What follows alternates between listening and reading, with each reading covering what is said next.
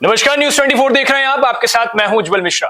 लोकसभा चुनावों की तारीख अब बेहद ही करीब आ रही है, लेकिन उससे पहले 5 राज्यों में विधानसभा चुनाव होने हैं, जिसमें मुख्य तौर से 4 राज्यों में समाजवादी पार्टी भी अपना दमखम दिखा रही है। अखिलेश यादव लगातार इन राज्यों में रैलियां कर रहे हैं।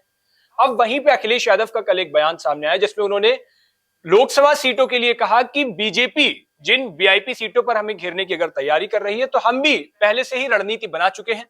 पहले आप अखिलेश यादव का ये बयान सुनिए, उसके बाद इस पर आगे की चर्चा करेंगे। घोषित करेंगे और वहां पर सबसे ज्यादा उनका फोकस। तो सुनिए, नवरात्र आते ही हम भी वीआईपी सीटों पे नाम अनाउंस कर देंगे। कितनी सीटें हो सकती हैं? और अगर हमारे वीआईपी हारेंगे, उनकी रणनीति बना रहे हो, तो हम तो बहुत पहले पीडीए के साथ उनके वीआईपीओ को हराने की रणनीति बना चुके हैं। तो आपने सुना, अखिलेश यादव ने साफ तौर पर यह कहा, और उसी के साथ अखिलेश ने यह भी कह दिया कि अक्टूबर में हम अपनी कुछ सीटों की जो प्रत्याशी होंगे उनके नामों की घोषणा कर देंगे।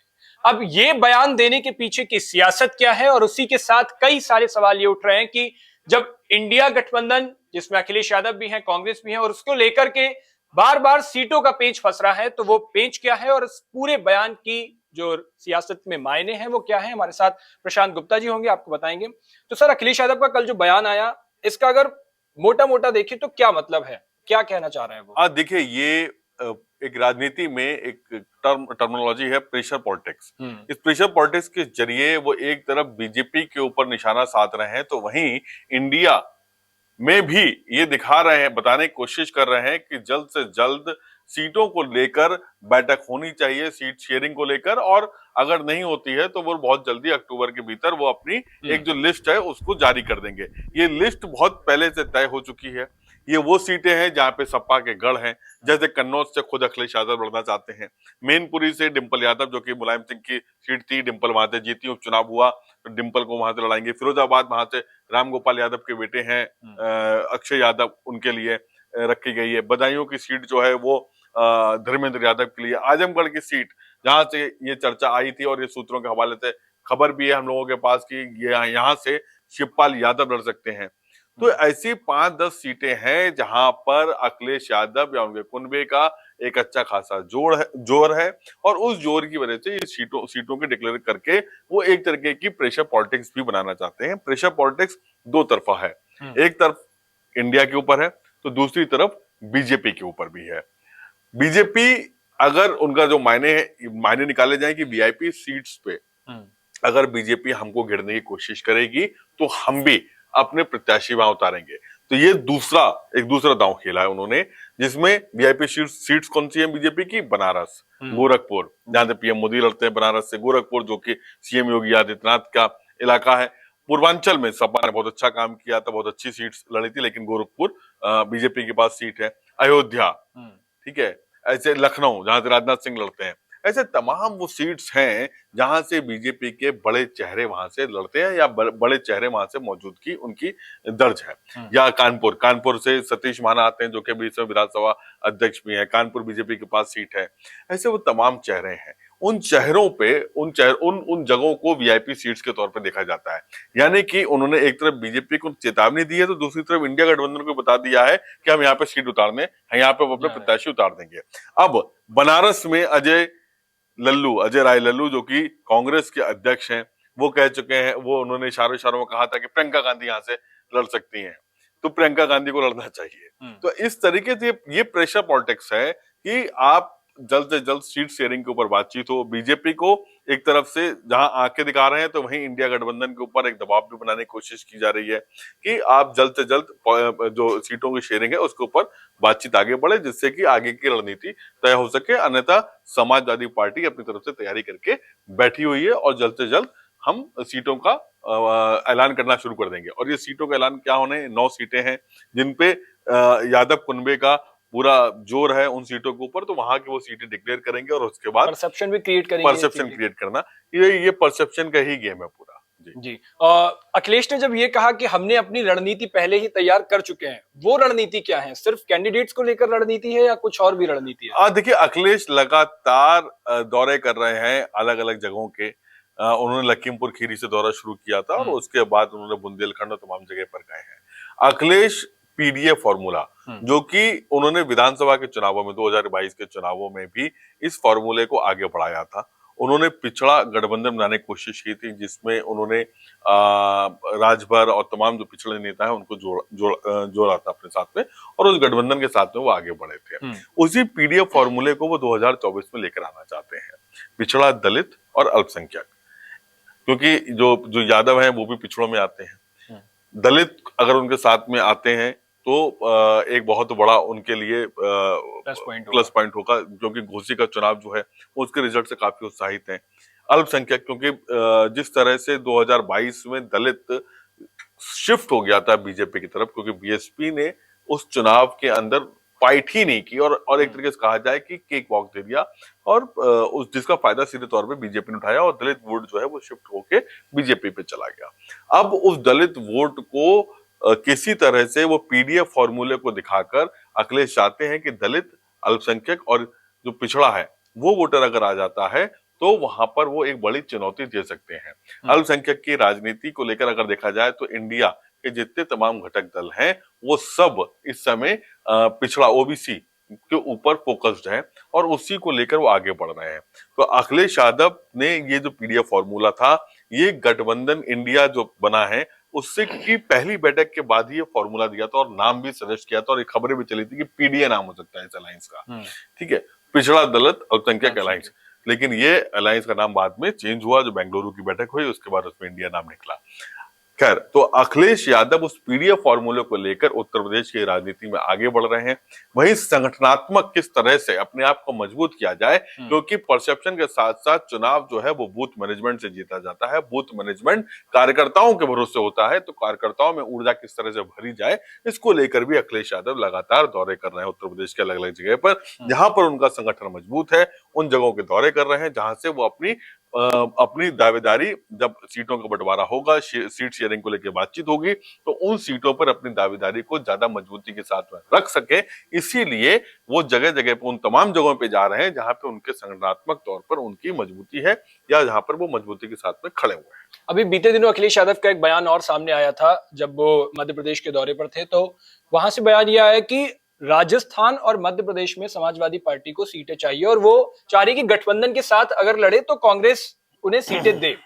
अब कहीं अखिलेश ने कल ये बयान देके बीजेपी के साथ साथ कांग्रेस की टेंशन तो नहीं बढ़ा दी है कि सीटें अगर वहां मिलेंगी तो अक्टूबर से पहले पहले ये तय करना होगा कांग्रेस को कि राजस्थान और मध्य प्रदेश में किस तरह से सीटें दी जाए? देखिए, मध्य प्रदेश का वो इलाका जो कि उत्तर प्रदेश के बुंदेलखंड और जो बीहड़ से लगा हुआ इलाका है, जिसमें इटावा के बाद की जो बेल्ट शुरू होती है वो भिंड मुरैना की तरफ जाती है, उस बेल्ट पे समाजवादी पार्टी का प्रभाव है उस पर्टिकुलर एरिया पे। इसके अलावा जो बुंदेलखंड वाला इलाका है वहां पे भी प्रभाव है, लेकिन ये प्रभाव सिर्फ समाजवादी पार्टी के नहीं, बसपा का भी है और उनके कैंडिडेट जीतते भी रहे हैं, पिछले चुनावों में भी जीते थे और चुनावों में जीते थे। तो अखिलेश यादव चाहते हैं कि अगर वो अपने लिए वो यहाँ पर 2024 के लिए सीट्स छोड़ रहे हैं तो वो स्टेट्स के इलेक्शंस में भी उस गठबंधन की झलक दिखे और वहां पर भी 2-4-5 सीटों पर उनके लोगों को उतारा जाए और जहां पर वो अपने चुनावों को लड़ सके और वहां पे अपनी मौजूदगी दिखा सकें, जिससे उस मौजूदगी के जरिए वो एक टेम्पो बनाना चाहते हैं कि सपा जो है अब वो उत्तर प्रदेश से निकलकर बाहर भी है और उत्तर प्रदेश में उसकी जो मान्यता है या जो उसकी जो अथॉरिटी है वो काफी मजबूती के साथ में आगे बढ़े। इसको लेकर अखिलेश यादव ये अपनी तरफ से अपनी बात रख रहे हैं। लेकिन अगर बात करें राजस्थान की, तो राजस्थान में बहुत बड़ा कोई वजूद नहीं है। उत्तर प्रदेश का अगर देखा जाए तो सिर्फ ये जो आगरा की बेल्ट है वो राजस्थान का इलाका कुछ लगता है, जिसमें धौलपुर और ये तमाम जगह हैं। तो वहां पे आगरा में बीएसपी का काफी अच्छा खासा गढ़ रहा है। दलित पॉलिटिक्स कहा जाता है उत्तर प्रदेश में कि आगरा से निकलती है, लेकिन हालांकि कुछ जगहों पर समाजवादी पार्टी ने भी अपना कई बार प्रदर्शन किया है।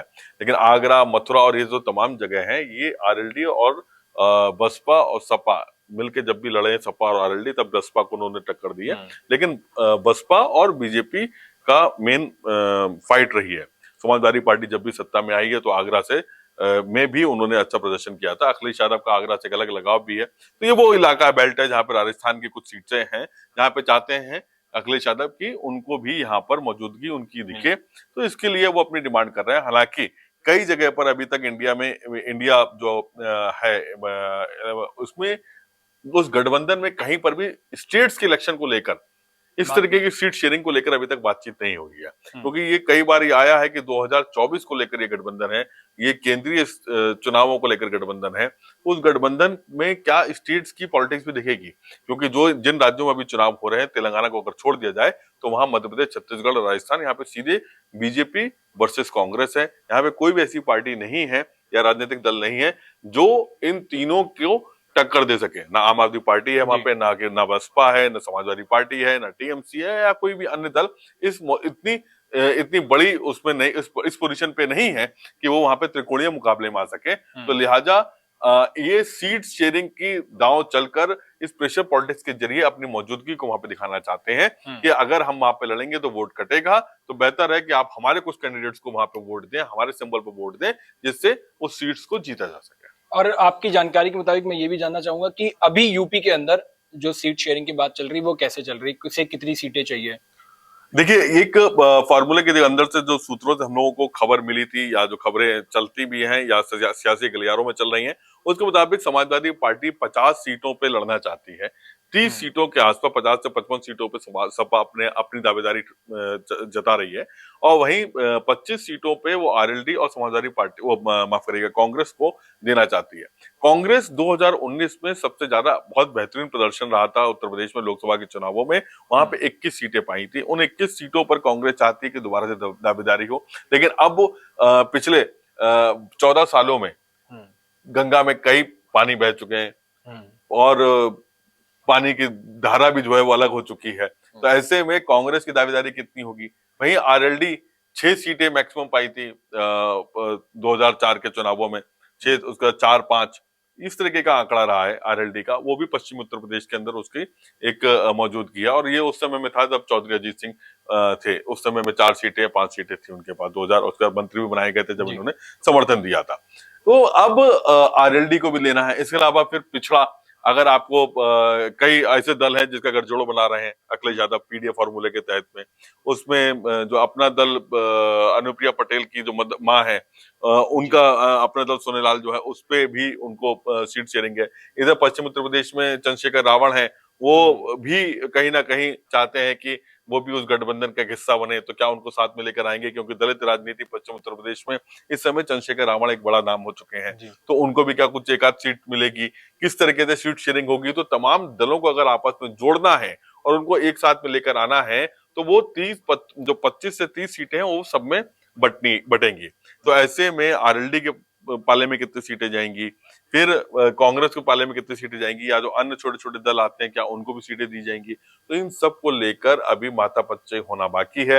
80 सीटें हैं, देश का सबसे बड़ा सूबा है जहां से सबसे ज्यादा सीटें आती हैं।